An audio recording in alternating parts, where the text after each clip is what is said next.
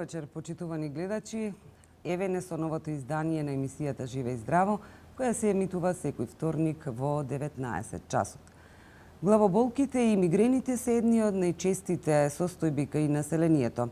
За тоа што представуваат истите кои се симптомите, како се третираат, вечерва разговарам со доктор Емилија Ѓоргиева, специјалист невролог од специјалната болница Филип II. На самиот почеток, доктор, ке да ве поздравам и да ви посакам пријатен престој во К1 телевизија и во емисијата Живе и здраво. Ви благодарам многу за вашата покана во емисијата и многу ми е чест што сум дел од оваа емисија, што сум ваш гост. Рековме ќе говориме за главоболките и мигрените, општо за патологијата на самиот почеток. Во специјалната болница Филип II веќе скоро 7 години со успешност работи одделението за невропсихијатрија, во кое што се третираат различни болни состојби во областа на неврологијата и психијатријата во третманот, превенцијата, како и диагностицирањето на разни заболувања. Обично тука имаме често пациенти кои што се јавуваат со главоболки, вртоглавици, мигрени, епилепсии, Паркинсон, имаме и психијатриски заболувања, како панични атаки, депресивни синдроми, невромускулни заболувања и различни други болни состојби. Така. Главоболката колку е честа појава и на која возраст најчесто се јавува? Главоболката представува една од најчестите болни состојби во неврологијата. Незините почетоци се уште од пред 5000 години, кој прв ги опишал Хипократ, кој е таткото на медицината, и тој прв ги опишал своите мигренозни главоболки. Околу 70 до 95% од општата популација во животот имаат главоболки.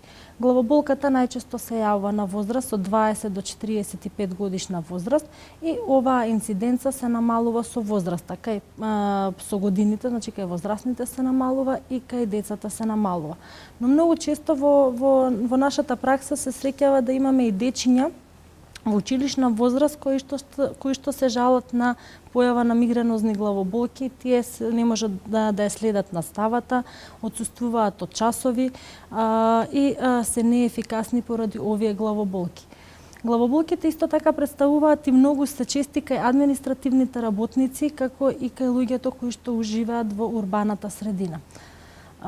Според интернационалната класификација, главоболките може да ги поделиме на два дела. Тоа се примарни главоболки во кои што немаме патолошки субстрат, тука спаѓаат мигрената, за која што ќе обрнеме внимание повеќе во оваа тема.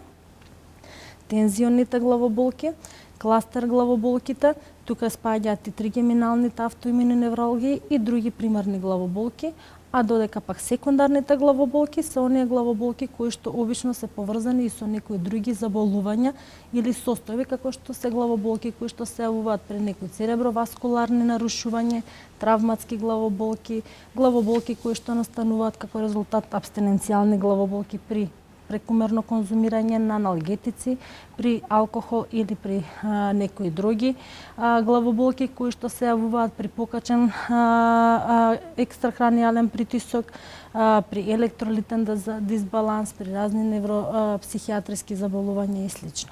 Така. Што представува мигренозната главоболка и кои се причините поради кои што истата се јавува? Мигренозната главоболка се јавува кај некаде 10% од населението. Таа е една од најчестите примарни главоболки. Обично од мигренозна главоболка заболуваат претежно жените и тој процент е 4:1. Апроксимативно на тоа во Македонија би имало околу 200.000 заболени од мигрена, кои што ако го земеме во предвид дека за време на атаките, мигренозните атаки, тие не се способни за работа, отсуството од работа, тука доаѓа до губиток од личен, како загуба од личен и од финансиски аспект, и затоа е многу битен нивниот третман. Така. Може ли конкретно да ни објасните што всушност представува мигрената? Мигрената представува примарна унилатерална пулсирачка главоболка, која што обично трае од 7 до 24 часа и оваа главоболка обично е пропратена со нагони за повраќање, гадење, зуење во ушите, вртоглавици. Кај пациентите кои што имаат мигренозна главоболка им смета светло, тоа го викаме фотофобија, им смета галама, фонофобија. Обично пациентите сакаат да бидат во затворена просторија, во тишина. Овие симптоми знаат да бидат пропратени и со други симптоми како што се повраќање. Обично, значи, мигренозните главоболки кај некои личности се јавуваат еднаш до 2 пати годишно и траат и со недела дена. Кај некои се јавуваат и еднаш 2 пати месечно, а кај оние кои што се јавуваат почесто, например ако се јавуваат и неколку пати неделно, тие се нарекуваат хронични главоболки. Мигренозната главоболка кај повеќето се појавуваат при предменструален циклус или при промената на времето. Така. Дали секоја главоболка значи и мигренозна дека е? Како одредувате дека одреден пациент има мигрена, а не обична главоболка? Мигренозната главоболка се карактеризира со тоа што обично има мигренски личности, кои што при мигрената тие личности обично се перфекционисти, интелектуални личности кои што се многу склонни на се однесува на работата, на прецизноста, на кои што се многу одговорноста. перфекционисти, Така. сакаат тие се обично интелектуални личности и обично мигрената знае да се јави и при стресни состојби, но не често, например, и при за време на додека на викенди или на одмор се јавуваат мигренозните главоболки. Како што Така.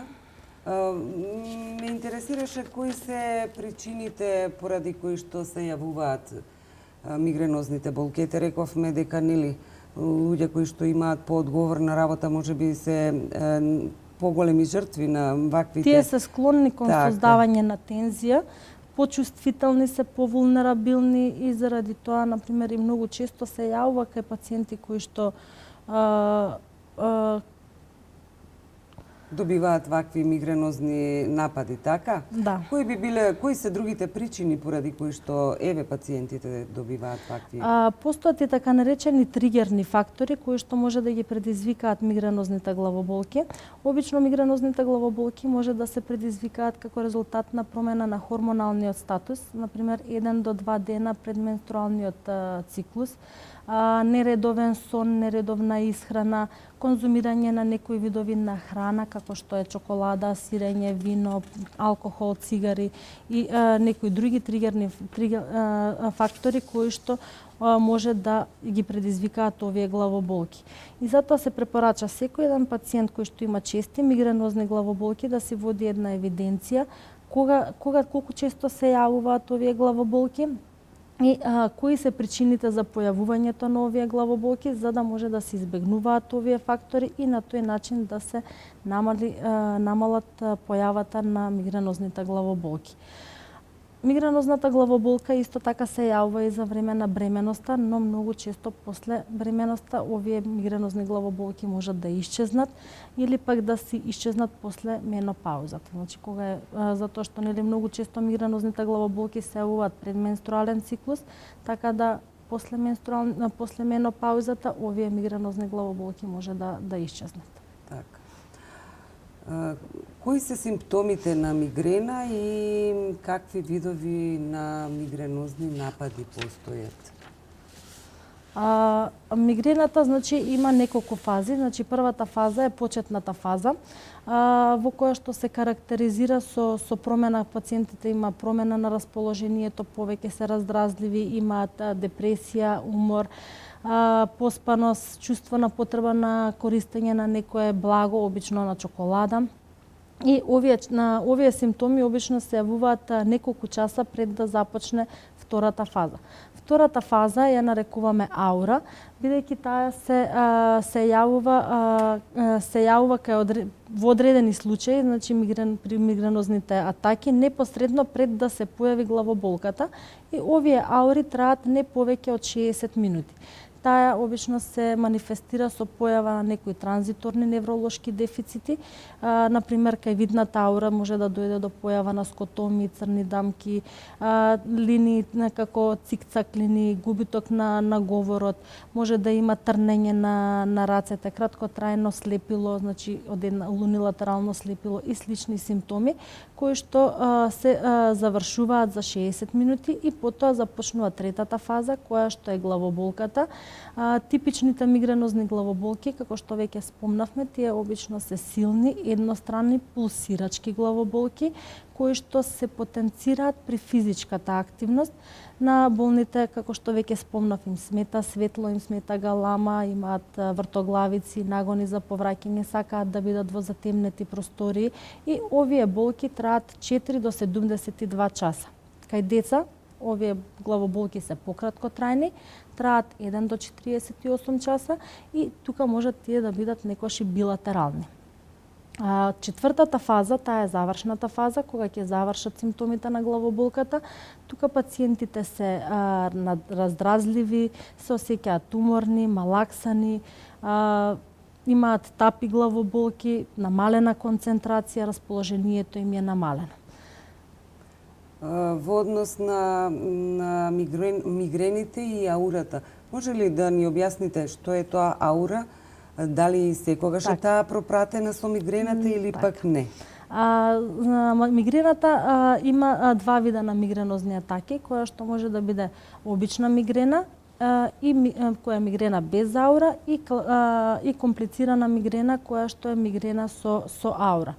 Во зависност од каков е типот на аурата, ние разликуваме неколку видови на мигрена, која што може да биде офталмичка мигрена, тоа е кој ќе се појават скотоми или црни дамки или дефекти во видното поле. Имаме ретинална мигрена, кога имаме унилатерално слепило, унилатерално значи од едната половина не гледаат, базиларна мигрена која што е пропратена со вертиго, тинитус, зуење во ушите, дизартрија и пропратени со главоболки. Офталмоплегична мигрена, при што имаме пареза на нервус околомоториус. Имаме и мигренозен статус. Мигренозниот статус може да трае многу долго, со денови, кој е пропратено со интензивно повраќање, дехидратација и слично. Комплицирана мигрена и хемиплегична мигрена. Така. Дали ваквите мигренозни главоболки можат да влијаат врз квалитетот на живот кај пациентот и се разбира врз работоспособноста на истиот? Секако дека овој тип на главоболки значи ја намалуваат работоспособноста на пациентот и токму поради тоа, како што веќе спомнавме на почетокот, самата мигренозна главоболка ја намалува работоспособноста, луѓето не се способни да идат на работа и на тој начин има голема загуба на финансиски и од личен план. Заради тоа што во тие денови кога се мигренозните атаки, пошто како што рековме, некојаш мигрените знаат да траат и со денови. Так. Има и хронични мигрени кои што се јавуваат 15 пати и траат со денови, тогаш апсолутно пациентите не се способни да бидат на своето работно место, да ги задоволат потребите. И токму поради тоа и голема потребата за дијагностицирање и правилно третирање на мигренозните главоболки. Така, ајде околу дијагностицирањето на главоболките и се разбира мигренозните болки исто така. Така. Дијагностицирањето се базира пред се на детално земени анамнестички податоци од пациентот, значи околу тоа за време траењето на главоболката, колку често се јавува, дали се пропратени со некои симптоми. Треба да се направи убав преглед на стоматски, на невролошки план на пациентот. И така при прегледот од големо значење, на пример, ако се добие податок за време траењето на болката, значи се диагностицира ако болката трае 1 до 3 дена, тоа се јавува обично, ни асоцира дека станува збор за мигрена. А ако овие болки се подолго трајни, тоа се јавува кај тензионната главоболка. Доколку ако болките се многу краткотрајна главоболка, таа се јавува кај кластер главоболката или невралгичните болки. Тие обично се кратки и остри болки.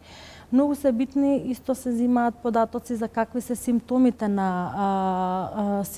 на болките. Значи дали дали се пропратени со нагони за повраќање за да се види дали има аура која што иде во склоп со мигрената. Каков е почетокот на симптомите? Дали е ненадеен? Ако почнува нагло и ненадејно болката, тоа обично не упатува дека станува збор за субарахноидална хеморагија, мигрена или кластер главоболка. А додека пак тензионните главоболки обично тие настануваат постепено, значи имаат степен почеток, тука исто може да не асоцира и кон тумори или растечки лези, инфекции и слично. Многу е битно исто и каков е долготрајноста на главоболките. Значи, ако станува збор за повторувачка долготрајна главоболка, таа е честа кај мигрените, кај кластер главоболките, оваа главоболка е константна, а кај тензиските главоболки обично значи се јавуваат во окципиталната и темпоралната регија или може да се јави на едната или на двете страни. Значи, секогаш се земаат податоци од пациентите, значи за локализацијата, почетокот, времетраењето на главоболките, кои се пропратени симптоми, за да може да се направи диференцијално диагностички за кој тип на главоболка станува збор. Затоа што рековме дека има повеќе типови на главоболки и на тој начин ќе се знае дали станува збор за мигрена, за кластер главоболка, за тензионна главоболка или пак станува збор за некои други невролошки состојби кои што идат пропратени со главоболките. Така. Од вашето лично искуство, со какви најчести проблеми се среќавате со пациентите? Кои доминираат најмногу и на која возраст најчесто доаѓаат пациенти, еве конкретно во Филип Стори? Така. Малце сега се навраќаме повторно назад на темата, како според статистичките податоци. Најчесто главоболките во се јавуваат на возраст од 20 до 45 годишна возраст и обично се претежно се мигренозни главоболки заради тоа што пациентите се жалат на унилатерална пулсирачка главоболка кои што се пропратени со сите овие симптоми кои што веќе ги спомнуваме и обично тие се пропратени и со психички стрес при конзумирање на алкохол, мирисите и светлината исто така ги предизвикуваат овие главоболки. Так. Дали после 45-та година значи дека помалку пациентите имаат проблем? Инциденцата на појава, тоа не значи дека пациентите после 45-та година немаат мигренозни главоболки, но инциденцата се намалува со текот на возраста. Так. На кој начин може да се превенира и да се третираат главоболките и мигренозните болки исто така? Превенцијата на мигренозните главоболките, тие обично се пристапува кон превентивен третман, односно се прави третман помеѓу нападите за ублажување или спречување на мигренозните атаки, на тој начин што најпрвин треба да се направи, како што рековме, диференцијална диагноза. Малце ќе се навратам назад на темата, за да можеме пред да правиме превенција на главоболката, потребно е да се направи диференцијални диагностички испитувања, за да се знае поточно кој тип на главоболка станува збор. Значи, мигрената за да може да се диференцира за разлика од другите заболувања, се прават некои испитувања кои што најбитно се прави првин ЕЕГ, со чија што помош се испитува каква е проценката на функционалната состојба на мозокот. При мигрената обично немаме промени, нема некои патолошки промени, се јавуваат понекогаш лесни некои иритативни промени кои што се дифузно билатерално, но во одредени случаеви при мигрената може да се јават дизритмични промени кои што се како избивања слични при епилепсијата. И затоа многу често се кажува дека епилепсијата и мигрената се мајка и ќерка заради тоа што имаат многу слични особини. Затоа што и двете болести се јавуваат во напади, може да имаат мигренски леп и лептоген прак, кој доколку се надмине овој прак, доаѓа до појава на напади и кај овие две болести многу добро делува антиепилептичната терапија. Затоа кај нас, значи, овие состојби ги диагностицираме со помош на ЕЕГ, со кој што располагаме во Филип II, значи со 120 канален софистициран ЕЕГ апарат. И доколку забележиме дека имаме дизритмични промени во ЕЕГ-то, тогаш потребно е да се направат дополнителни исследувања со чија што помош ќе се додиагностицираат овие работи, значи се прави ЕЕГ со депривација на сон, при што од пациентот се бара да биде буден во текот на целата ноќ за да се види дали заморот е тој што ги потенцира овие мигренозни главоболки и дали во состојба на замор ќе се потенцираат овие дизритмични промени кои што ги има на ЕЕГ-то. Исто така многу често се забележува дека кај 20 до 40% од популацијата кои што имаат мигрена има и појава на ПФО. Тоа представува тоа е перзистентен форамен овале. Тоа е едно од поновите испитувања со кои што го испитуваме со помош на транскраниален доплер и доколку се воспостави дека има постоење на таков перзистентен форамен овале, тоа е еден отвор на срцето, се прави негово затварање со помош на чадорче и после тоа се забележува дека се намалуваат мигренозните главоболки значително. Од други диагностички процедури кои што располагаме во Филип II се евоцираните потенцијали, кои што се многу значајни, особено например визуелните евоцирани потенцијали кои што се користат за кога имаме видни аури као скотоми, унилатерално слепило, значи за да се испита како и БАЕП, тоа се аудитивни евоцирани потенцијали при појава на вртоглавици и соматосензативните евоцирани потенцијали, со чија што помош ги исклучуваме некои други придружни состојби или болести. Од диагностички процедури исто така многу се битни компјутерот и магнетот на мозокот за да може да се исклучи дали станува збор за некои други структурни промени кои што ги предизвикуваат главоболките, како тумори, некои други, дали има проблеми со крвните садови, затоа се прави доплер сонографија на големите крвни садови, да се види дали има некои аневризматски проширувања и промени кои што можат да се сретнат исто така кај мигрената. Јас све навратив малце назад за диагнозата. Значи, од која ќе се диагностицира за кој тип на мигрена станува збор, за кој тип на главоболка станува збор и дали е пропратена и со некои други невролошки дефицити, потоа се пристапува кон негово третман на мигрената. Најнапред се користи превентивен третман, значи тоа е третманот помеѓу нападите, значи во периодот кога пациентот е без главоболка. Значи се третира на тој начин што сонот, значи потребно е да се држи сонот, будност да биде редовен и редовната исхрана, користењето исто така на вазодилататорна терапија, на тој начин што се зголемува хипоперфузијата, односно исхраната во мозокот, ја доведува до значително намалување на нападите од мигрена, се разрачуваат, интензитетот на мигрената не е толку јак, значи и трае пократко време.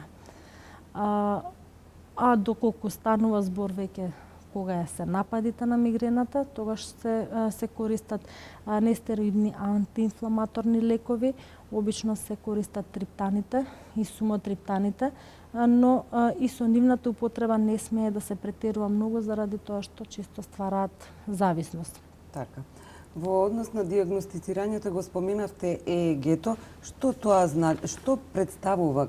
Каков е тој преглед со ЕЕГ? Може ли да објасниме еве за гледачите? Така. ЕЕГ или електроенцефалографија, тоа представува снимање со кое што се представува. Како изгледа? Еве како изгледа и колку време трае? Снимањето со ЕЕГ се прави со помош на капа на која што има електроди, кои што покажуваат како функционира мозокот во секој одвод. Тоа испитување обично трае 20 на минути, со чија што помош добиваме еден ЕЕГ запис, во кој што се добиваат бранови, во кој што има повеќе бранови, значи кои потоа се толкуваат и во зависност од тие бранови се гледа дали тоа ЕЕГ е нормално или е патолошко изменето или има некои дизритмични промени кои што идат во прилог дали, значи се знае точно локализацијата на кое место се тие избивања, дали се на левата мозочна хемисфера, дали се на десната, дали се дифузно билатерално, дали идат во склоп на кортикални редуктивни промени, некои васкуларни промени и слично. Значи се прави по тоа читање на тие записи. Така. Дали кај секој пациент завршува прегледот со ЕЕГ или во зависност од силината на болката продолжувате со останатите? Најпрвично се прави, многу е битен прегледот кај пациентот, значи од податоците кои што ќе се добијат анамнестичките податоци од пациентот, каков е типот на болката, време траењето на болката, честината, како се јавува, дали е пулсирачка, стегачка главоболка, локализација. Значи, сето тоа не упатува кои диагностички процедури е потребно да се применат кај пациентот за да може да имаме точна диагноза и правилен третман на главоболката. Така. Колку е голема важноста од навремено посетување лекар, навремено диагностицирање и се разбира навремено третирање на самата болка? Од големо значење при појавата на симптомите, значи да се посети лекар и да се види, затоа што болката е обично пријател. Многу често се прави грешка кога болката се лекува со аналгетска терапија, затоа што на тој начин само се смирува болката, а проблемот не се решава.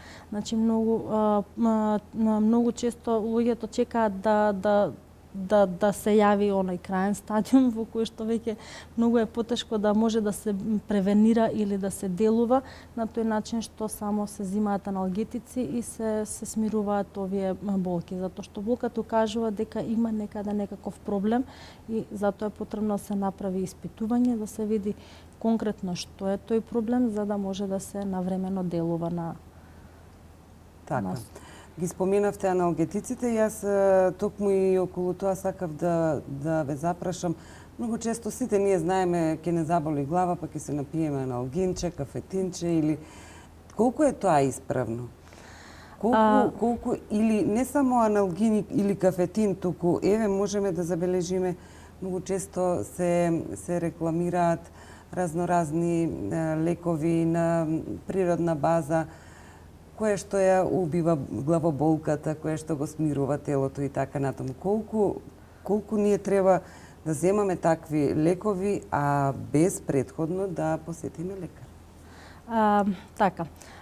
Секако дека аналгетиците си заземаат свое место во третман на болка, токму и заради тоа и постојат овие лекарства. Не, мислев да не биде тоа на своја рака само.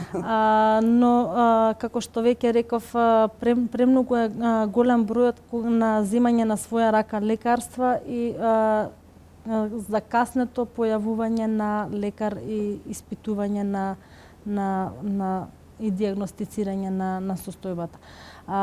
Во секој случај, значи, давањето на аналгетиците се даваат во ситуација кога овие болки се многу изразени за да може да се смират. Но во меѓувреме потребно е да се направат детални испитувања за да се знае која е причината за појавата на оваа болка, за да се може да се делува на нејзе. Така. Во однос на важноста за навремено посетување лекар, меѓутоа, знаете како, некогаш има пациенти кои што со примала болка трча на лекар.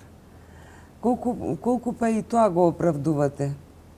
Дали за мал некој проблем мора да се посети лекар или тоа ако малку подолго трае тогаш да се направат некакви испитувања? Сега има повеќе типови на... Или во зависност од тоа што ја предизвикало болката, можеби тоа е поважно дали треба или не треба да се направи подетално испитување. Добро, не за секоја болка се јавува на лекар. Така. Обично, значи, доколку таа болка е тиштечка, долготрајна, често се јавува и не можеш те онеспособува да ја вршиш секојдневната работа, функција. Се јавуваат и други пропратни симптоми кои што се проследени со болката. Тогаш потребно е да се јави на лекар за да се види која е причината за таа болка за да се превени. Така. И дали може да произлезат било какви компликации? Еве, многу честа појава е мигренозната болка и главоболката. Ако ја игнорираме, може ли други компликации некои да настанат по другите делови од телото? Дали е можно тоа? Или само глава ќе не боли? Извинете, дали може да произлезат компликации од игнорирање на лекар, игнорирање на болката, меѓутоа да произлезе некој друг здравствен проблем од самата мигренозна болка? Вака, како што веќе спомнав, главоболката може да биде примарна или секундарна. И сега треба да се види, например, ако станува збор за секундарна главоболка, таа главоболка е обично пропратена со некоја друга болна состојба. Значи, како што е цереброваскуларни нарушувања, значи треба да се види дали таа главоболка е пропратен симптом на некои почетни знаци и симптоми, значи појава на цереброваскуларни нарушувања, дали таа главоболка е пропратен симптом на некои инфекции, на некоја травматска повреда. Значи при некоја травматска повреда исто така може да дојде до појава на главоболка. Токму поради тоа има многу видови на главоболка и потребно е да се диагностицира, да се види причината за појава на таа главоболка и дали таа главоболка е пропратен симптом со некое друго заболување или е само примарна главоболка. Така. Во секој случај треба да се направат сите прегледи за да се знае како да се постапува понатаму. Потребно е, значи, секој да си направи еден систематски преглед на некој начин да се види како е состојбата за здравието, но не и за банални работи, како што ви рекле вие, за да се јавуваме на... Така, токму така. Доктор Ѓорѓиева, на самиот крај, еве, што е она што вие ќе го порачате на нашите гледачи?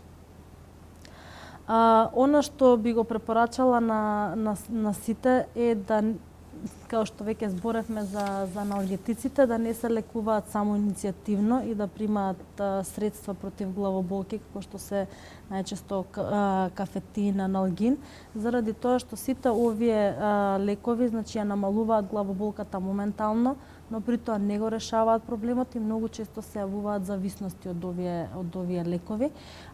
Затоа потребно е да се видат причините заради кои што настануваат главоболките, да си водат евиденција, значи кога се појавуваат главоболките, дали има некои тригерни фактори кои што ги набројавме пред тоа, кои што може ги потенцираат овие главоболки, да се избегнуваат овие фактори и да се третира превентивно, да не дојде до појава на главоболки. Тоа е, како што веќе спомнавме, период третирање на главоболката пред да се појави. На тој начин да би се спречила незината честина, интензитетот и колку често се појавува и сите тие симптоми да се намалат. Така.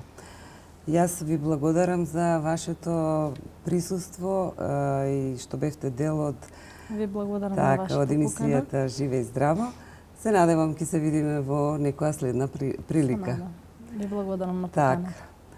Почитувани, тоа беше доктор Емилија Ѓоргиева, специјалист невролог од специјалната болница Филип II, гостин во денешното издание на емисијата Живе и здраво. Јас ве поздравувам и ви закажувам нова средба за 7 дена.